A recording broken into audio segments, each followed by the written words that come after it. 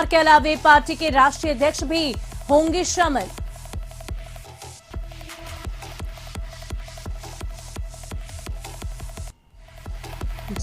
झारखंड में होगा 758 करोड़ का निवेश। दिल्ली में इन्वेस्टर मीट में हेमंत सोरेन का बयान, युवाओं को मिलेगा रोजगार।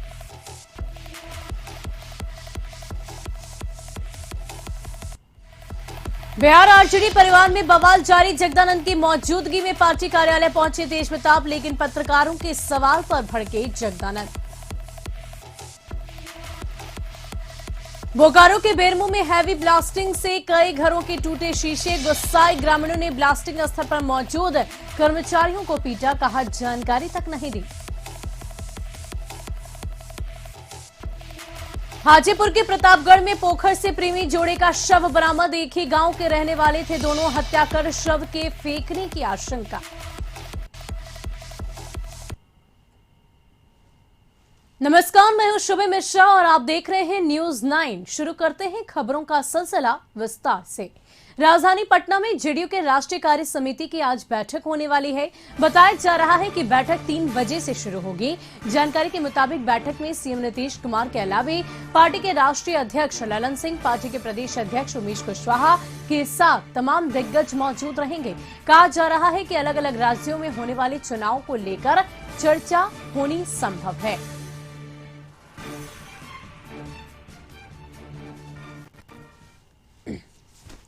तो इस पूरी खबर की अधिक जानकारी के लिए हमारे संवाददाता गौतम जुड़ चुके हैं। गौतम, क्या कुछ जानकारी है और इस बैठक को लेकर जेडीयू की तरफ से क्या तैयारी है, क्या रणनीति इस बैठक के जरिए बनाई जाएगी?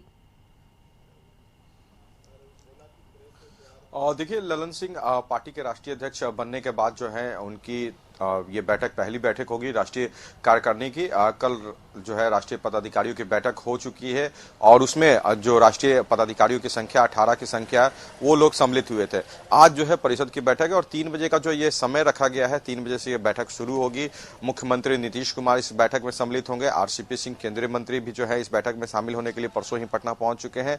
केसी त्यागी राष्ट्रीय प्रधान महासचिव वो भी पटना पहुंचे हुए हैं। कल उन्होंने पदाधिकारियों की बैठक, राष्ट्रीय पदाधिकारियों की बैठक में जो है हिस्सा लिया है। और उसके साथ साथ जो कहा जा सकता है कि आज जो राष्ट्रीय परिषद की बैठक हो रही है उसमें 250 की संख्या राष्ट्रीय परिषद के सदस्यों की है, जिसमें 23 राज्यों के राज्य अध्यक्ष भी जो हैं जदयू के वो भी पहुंचेंगे। साथ ही साथ बिहार सरकार के जो मंत्री हैं जदयू कोटे से वो रहेंगे, विधायक रहेंगे, साथ ही साथ सांसद हैं वो रहेंगे। तो यानी जो कहा जाता है कि मुख्यमंत्री भी जो इस बैठक में शामिल है, तो बैठक महत्वपूर्ण मानी जा रही है। और जदयू आने वाले 5 राज्यों के चुनाव की तैयारी को लेकर जो है इस बैठक में निर्णय लेगी और किस तरह से मजबूती के साथ वो अपना उस क्षेत्र में चुनाव में जो है अपना प्रतिनिधित्व करेगी, उन तमाम विषयों पर देखिए इस बैठक के माध्यम से मुहर लगेगी। देखिए 5 राज्यों में 2 राज्य जो है मणिपुर और उत्तर प्रदेश, वहां की स्थिति की अगर बात करें तो जदयू वहां पे पहले भी जो है फाइट कर चुकी है और जनप्रतिनिधि वहां पर हैं उनके।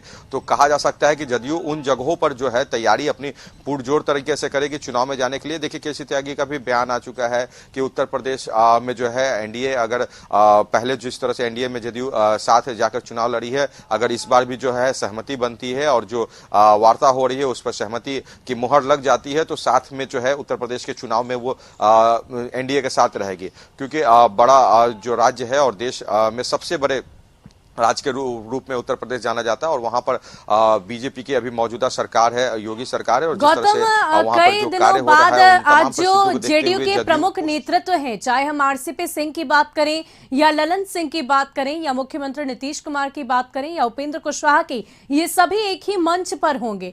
क्या इससे एक बड़े बदलाव के संकेत मिल रहे हैं? क्योंकि पिछले कई दिनों से लगातार सियासी गलियारों में इन बातों की चर्चा हो रही है कि जेडीयू में गुटबाजी है, जेडीयू के अंदरूनी ही नाराजगी चल रही है। क्या ये नाराजगी इस बैठक के दौरान दूर करने की कोशिश की जाएगी? देखिए राष्ट्रीय अध्यक्ष ललन सिंह के बनने के बाद कुछ विवाद जरूर उत्पन्न हुआ था। कुछ पोस्टर पटना में लगाए गए थे जिसमें कुछ बड़े जदयू के बड़े नेताओं का चेहरा नहीं था। उसके बाद कंट्रोवर्सी जरूर पैदा हुई थी। इस कंट्रोवर्सी को लेकर जो है विपक्ष को बैठे बिठाए मुद्दा मिल गया था कि आखिर जदयू में चल क्या रहा है। जदयू में 2 गुट में बढ़ चुका है। राष्ट्रीय अध्यक्ष बनने के बाद और केंद्रीय मंत्री आरसीपी सिंह के बनने के बाद जो है ये मामला काफी तूल पकड़ लिया था। उपेंद्र कुशवाहा को भी इसमें शामिल किया गया था और कुछ बयानें जिस तरह से आई थी कुछ नेताओं की तरफ से, उन तमाम बयानों के बाद जो है राजनीतिक गलियारों में हलचल बढ़ गई थी। मुख्यमंत्री नीतीश कुमार ने इन तमाम परिस्थितियों को देखा और नीतीश कुमार को सलाह भी विपक्ष के लोग देने लगे थे कि नीतीश कुमार पार्टी की परिस्थितियों को देखते हुए खुद ही इस स्थिति को संभालने के लिए राष्ट्रीय अध्यक्ष का पद संभाले। मगर उन्होंने जो फैसला किया, ललन सिंह को उन्होंने बनाया और जो बातें चल रही थी वो साबित हुई। मगर जो गुटबाजी की बात थी, पोस्टर विवाद का जो बात था, उस विवाद को मुख्यमंत्री नीतीश कुमार की तरफ से काफी अच्छे तरीके से हैंडल किया गया। जदयू ने इस पूरे प्रक्रिया में अपना कोई ऐसा पक्ष नहीं रखा जो विवाद को और बढ़ाए। तो कल भी जो है एक तस्वीर सामने आई है पटना के जदयू प्रदेश कार्यालय में जो पोस्टर लगाया गया है। बहुत बहुत शुक्रिया हमारे साथ जुड़ने के लिए गौतम। तो जेडीयू की तरफ से आज ये जो बैठक रखी गई है, ये बैठक काफी ज्यादा महत्वपूर्ण है। कुछ अहम एजेंडों पर मुहर लगाई जाएगी और पार्टी में बड़े बदलाव के भी संकेत दिए जाएंगे।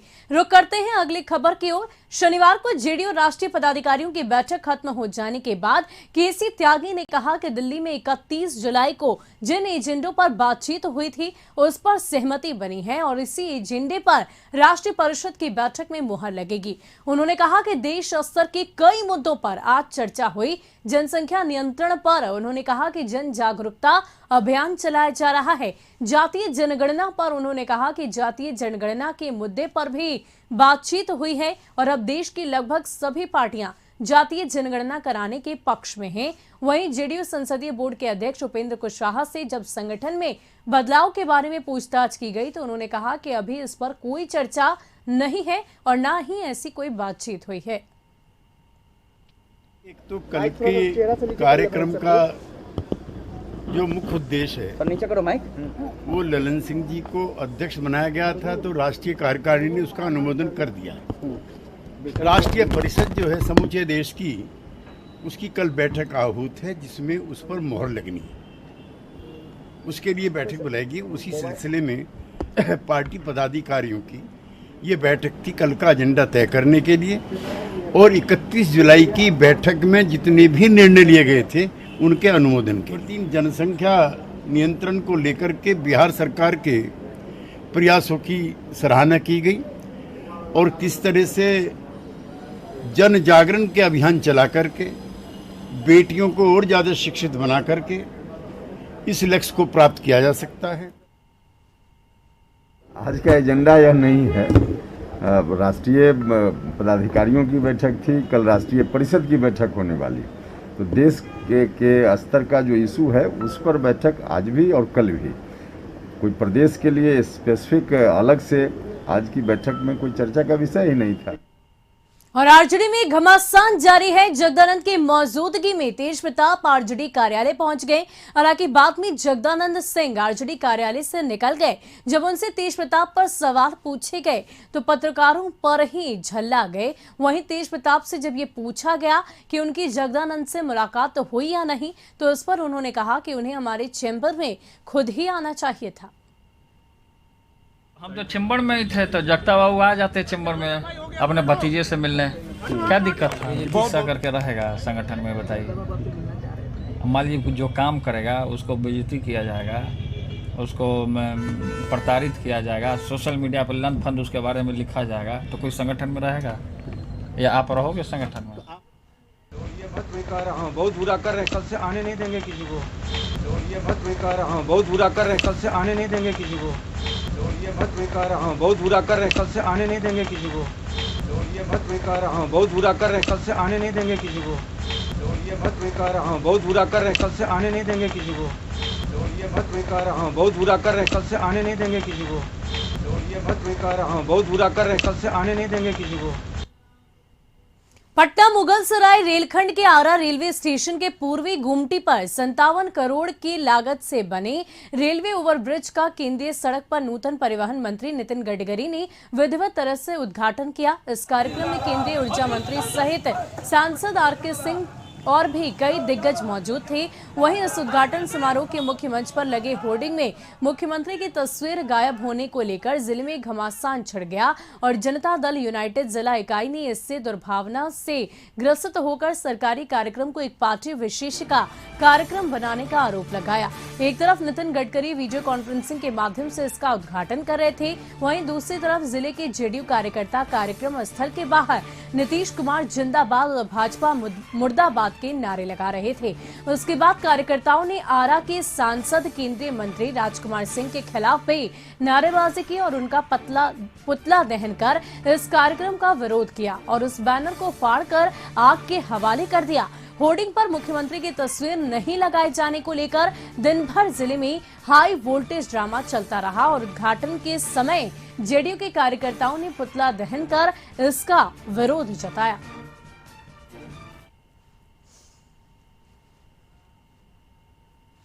और दिल्ली के ताज होटल में 2 दिवसीय झारखंड इन्वेस्टर्स मीट का आयोजन किया गया।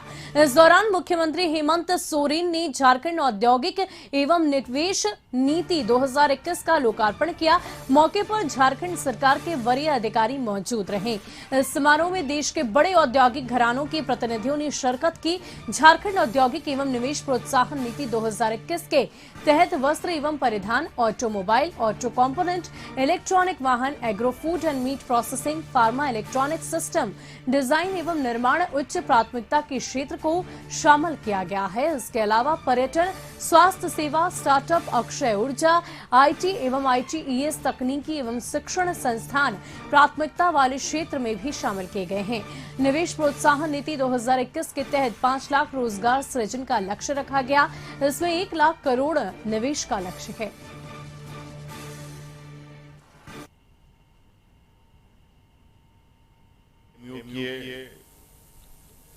कई स्वीकृतियां प्रदान की गई। मुझे लगता है कि हम लोग जिस उद्देश्य के लिए आगे बढ़ रहे हैं वो अब धीरे धीरे अपनी रफ्तार प्रदेश ले रहा है। उसमें आप सब लोगों की जो भूमिका है निश्चित रूप से काफी सराहनीय है। इसके लिए आप सब लोगों को मैं बहुत बहुत आभार धन्यवाद प्रकट करता हूं। हम हमारी सरकार पूरी तरीके से राज्य में रोजगार सृजन करने के लिए उद्योग का जो मार्ग प्रशस्त करने जा रही है उसमें आपका सहयोग के साथ आगे बढ़ना चाहती है। आपका सहयोग लेकर और वहां के संसाधनों का हम सदुपयोग करते हुए एक बड़े पैमाने पर झारखंड को अग्रणी राज्य के पायदान में ले जाने का प्रयास हमारा है। इसलिए आप सब लोगों का सहयोग भी निश्चित रूप से बहुत आवश्यक है। इसलिए बातें तो बहुत है लेकिन ये अभी शुरुआत है, पहला कदम है ये हम लोगों का और उम्मीद करते हैं कि ये कदम अब रुकेगा नहीं।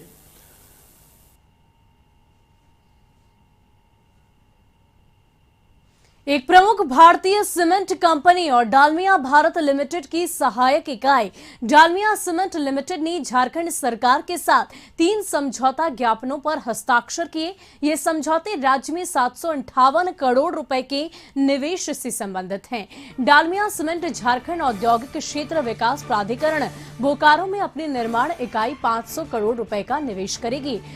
डिबॉटलिंकिंग के माध्यम से 3.7 मिलियन टन की अपनी मौजूदा क्षमता का विस्तार करने के अलावा कंपनी बोकारो में समग्र सीमेंट निर्माण क्षमता को 6.3 MTPA तक ले जाने के लिए एक नई ग्राइंडिंग इकाई स्थापित करने की योजना बना रही है। कंपनी सौर ऊर्जा संयंत्र की स्थापना के लिए 250 करोड़ रुपए का और निवेश करेगी। इसके अलावा ठोस अपशिष्ट प्रबंधन के लिए एक और समझौता ज्ञापन कर हस्ताक्षर किए गए जिसमें कंपनी 8 करोड़ रुपए रुपए के निवेश के साथ रांची नगर निगम के तहत ठोस अपशिष्ट प्रबंधन के लिए मटेरियल रिकवरी फैसिलिटी और legacy waste biomining activity की स्थापना करेगी। राज्य के उद्योग विभाग द्वारा आयोजित 2 दिवसीय इन्वेस्टर मीट के दौरान झारखंड के मुख्यमंत्री हेमंत सोरेन की उपस्थिति में समझौते पर हस्ताक्षर किए गए।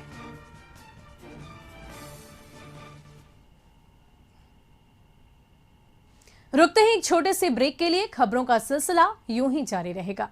तुर्की जलेश्वर महतो, शहजादा अनवर भी आए। एयरपोर्ट पर मंत्री बादल पत्रलेख ने इन नेताओं की अगुवाई की, सबको फूल देकर स्वागत किया। स्वागत करने वाले कार्यकर्ताओं की संख्या इतनी अधिक थी कि एयरपोर्ट पर काफी लंबा जाम लग गया। हवाई अड्डे से लेकर कांग्रेस भवन तक उनके स्वागत की पुरजोर तैयारी की गई थी। हवाई अड्डे से वे बिरसा चौक, अरगोड़ा चौक, गाड़ी खाना होते हुए मोरहाबादी बापू वाटिका गए। वहां उन्होंने महात्मा गांधी की प्रतिमा पर माल्यार्पण किया। इसके बाद कचहरी चौक से होते हुए वे कांग्रेस भवन पहुंचे और स्वागत समारोह में शामिल हुए।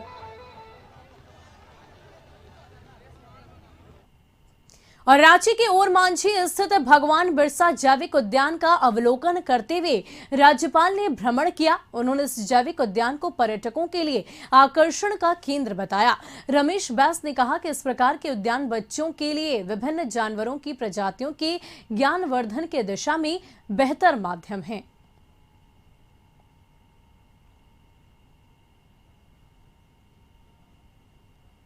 और बोकारो के बेरमो में सीसीएल ढोरी क्षेत्र के अमलो परियोजना में सुरक्षा को ताक पर रखकर हेवी ब्लास्टिंग की गई, जिसकी वजह से अमलो बस्ती बांधटोला में कई घरों के शीशे टूट गए।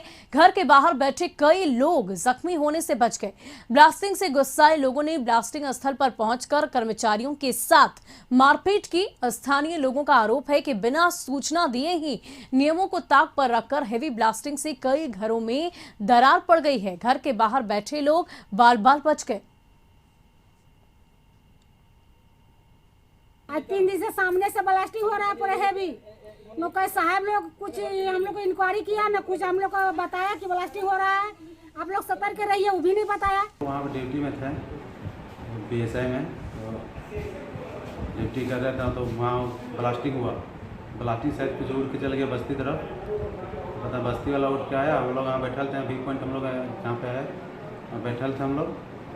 तब आया और सब हम लोग के पास मारपीट करने लगा। और जो इति था सीसीएल कुछ था इति वाला ब्लास्टिंग वाला सब भाग गया। हम लोग पकड़ा गए तीनों, हम कौशल और टेगलाल 3 आदमी।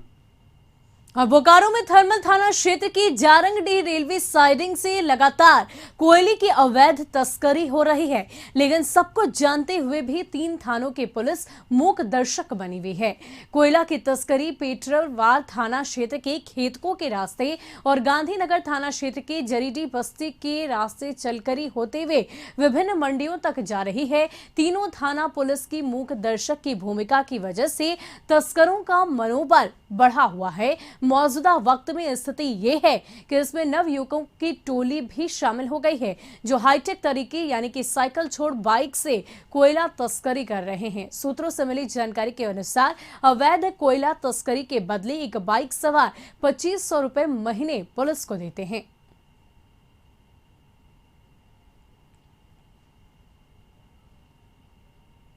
और धनबाद के बागमारा में भुरुंगिया स्थित BCCL HB सेक्शन में देर रात अपराधियों ने सुरक्षा कर्मियों को बंधक बनाकर लगभग 10 लाख रुपए की कीमतों का सामान लूट लिया। घटना की सूचना मिलने पर महुदा थाना की पुलिस घटनास्थल पर पहुंची, लेकिन तब तक लुटेरे फरार हो चुके थे। सुरक्षा कर्मियों ने बताया कि रात्रि करीब 1 बजे दर्जनों की संख्या में अपराधी आए, मोबाइल फोन छीना और कमरे में बंद कर दिया। बाद में वर्कशॉप का ताला तोड़कर 7 piece Hyva tyre, 15 piece folder दांता वोल्ट बेरिंग की लूटपाट करते हुए सभी फरार हो गए। लूटपाट के बाद बंद कमरे में सुरक्षा कर्मियों को बाहर निकाला और मोबाइल फोन लौटाते हुए किसी को बताने पर जान से मारने की धमकी देते हुए फरार हो गए।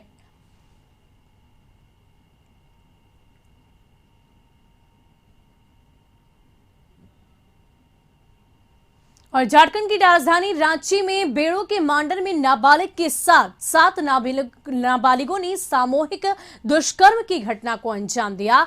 मामले में 4 नाबालिगों को हिरासत में लिया गया है, जबकि 3 फरार बताए जा रहे हैं। घटना गुरुवार देर रात की है, लेकिन मामला प्रकाश में तब आया जब पीड़िता ने पुलिस को आवेदन में कहा कि एक परिचित दोस्त ने उसे फोन कर बुलाया और वहां उसे घुमाने की बात कह बाइक पर बिठाकर सुनसान जगह ले गया, जहां पहले से उसके 6 दोस्त मौजूद थे। बाद में सभी ने बारी बारी से दुष्कर्म किया। बाद में सभी नाबालिगों ने उसकी एक सहेली के घर के निकट उसे जाकर छोड़ दिया।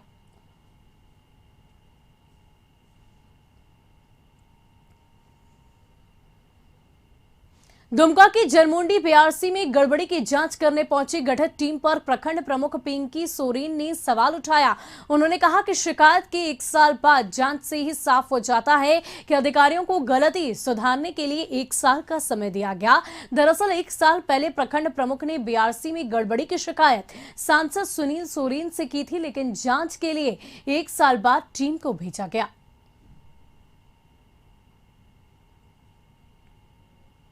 बीआरसी से पीओ साहब के थ्रू से जो हमको रिपोर्ट मिला था, पिछला अप्रैल टू जून में जो सुखाड़ राहत का चावल वो टोटल मिला के उनको मिला था 5365 बोरा, और एमओ साहब जो हमको रिसीविंग दिया वो उसमें टोटल था 6400 बोरा। 1100 बोरा का डिफरेंस था, जो 1100 बोरा नहीं मिल रहा था। और दूसरा मुद्दा था कि जो एमडीएम चावल जो पहुंचाता है गाड़ी से, तो पर बोरा 70 रुपया के हिसाब से वसूली कर रहा था। औरंगाबाद में मदनपुर के उमगा पहाड़ी पर गौरी शंकर खोह में स्थापित अत्यंत प्राचीन पुरातात्विक गौरी शंकर की मूर्ति और अति प्राचीन शिवलिंग को असामाजिक तत्वों ने तोड़कर बुरी तरह क्षतिग्रस्त कर दिया, जिससे लोगों में आक्रोश है। अति प्राचीन मूर्तियों को खंडित किए जाने से लोगों का गुस्सा उबाल पर है। लोग मूर्तियों को खंडित करने वाले असामाजिक तत्वों की पहचान कर कार्रवाई करने की मांग कर रहे हैं। गौरतलब हो कि उमगा पहाड़ी पर 52 मंदिरों का समूह है और समूह के हर मंदिर में देवी देवताओं की एक से बढ़कर एक दुर्लभ और अति प्राचीन मूर्तियां स्थापित है।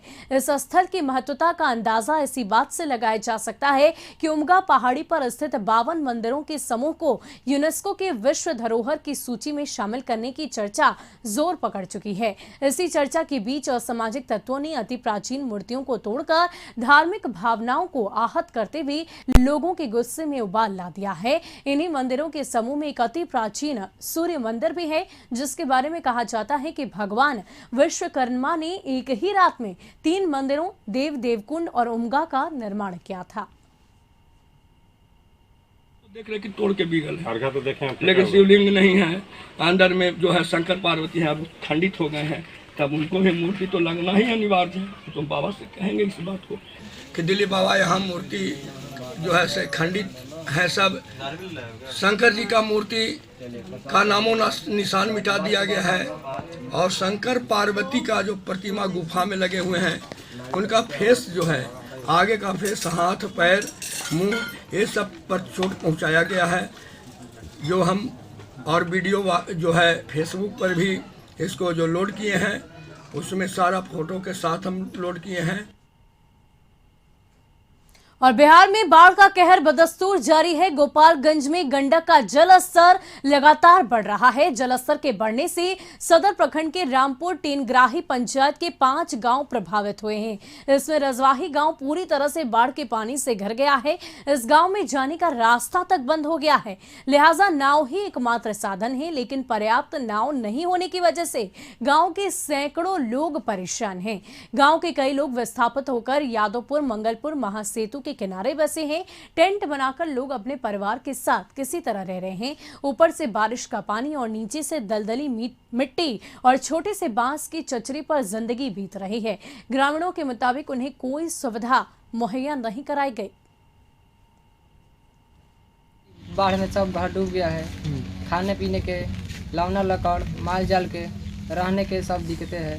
तो कहाँ रह रहे हैं आप लोग? हम लोग तो बांध पर झोपड़ी गिरा कर रह रहे हैं। तो जब बारिश होती है, पानी बढ़ता है, तब क्या करते हैं आप लोग? उसी तरह किसी तरह गुजर करते हैं। तिरपाल वहीं दरभंगा में कमला नदी का जलस्तर लगातार बढ़ रहा है। बिरौल अनुमंडल क्षेत्र के लदहो गांव में बाढ़ के पानी ने तबाही मचाना शुरू कर दिया है। लाखों रुपए की लागत से चचरी पुल का निर्माण कराया जाता है, लेकिन हर एक साल चचरी पुल बाढ़ में बह जाता है और इस बार भी कुछ ऐसा ही हुआ। चचरी पुल बह जाने से करीब 40,000 की आबादी प्रभावित हुई है और इस पुल के टूट जाने से लोगों को 17 किलोमीटर घूमकर आना जाना पड़ रहा है। इलाके के लोगों ने कई सारी परेशानियों का सामना पहले भी किया है। इनके माध्यम से पहले भी बनाया गया था 2 बार, एक बार और बना था और फिर इस बार भी बना, और बार बार बाढ़ आने की वजह से चूंकि वो पुल नदी के ऊपर बना हुआ है तो पानी का जब रफ्तार बढ़ता है तो क्षतिग्रस्त हो जाता है, जिससे ग्रामीण का जो आवागमन है वो टूट जाता है और मुख्यालय से वो उसे फिर घूम करके पोखरा। और हाजीपुर में भगवानपुर थाना के प्रतापगढ़ में पोखर से प्रेमी युगल का शव बरामद किया गया। घटना की सूचना मिलते ही मौके पर लोगों की भारी भीड़ जमा हो गई। ग्रामीणों की सूचना पर मौके पर पुलिस पहुंची और दोनों के शव को निकाला गया और बाद में पोस्टमार्टम के लिए भेजा गया।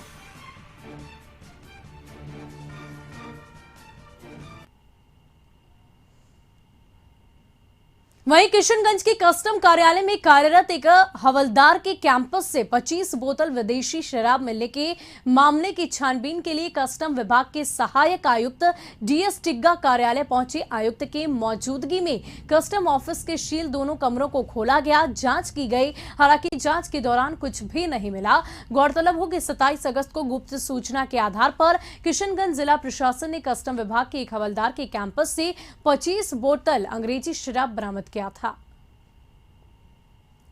सर, जो आपके हवलदार और चालक पकड़ाए हैं, बाकी स्टाफ जो है फरार है, क्या कुछ कार्रवाई करेंगे?